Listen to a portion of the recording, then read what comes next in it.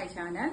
ఈరోజు మీకు గ్యాస్ట్రిక్ ప్రాబ్లానికి plus weight loss, main important weight loss అవ్వడానికి, మనకు వాయు నొప్పులు తగ్గడానికి మీకు ఒక పౌడర్ తయారు చేసి చూపిస్తానండి. దానికి కావాల్సిన పదార్థాలన్నీ కూడా చూపిస్తాను రండి. పౌడర్ కావాల్సిన పదార్థాలండి: సోంపు, వాము, జీలకర్ర, మెంతులండి.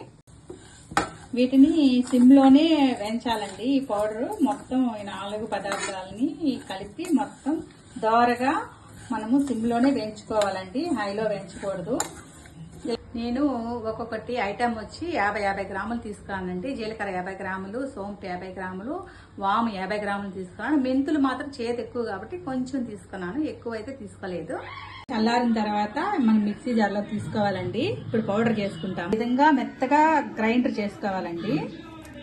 ఈ విధంగా పౌడర్ చేసి పెట్టుకున్నానండి. దీన్ని ఉదయాన్నే మనం పరగడుపున ఒక గ్లాస్ నీళ్ళని మరగబెట్టి దాంట్లో ఒక స్పూన్ వేసి దాన్ని కూడా కొంచెం మరగబెట్టి కాస్త ఒక గ్లాస్ లో తీసుకొని అప్పుడు మనం తాగేసేయాలండి.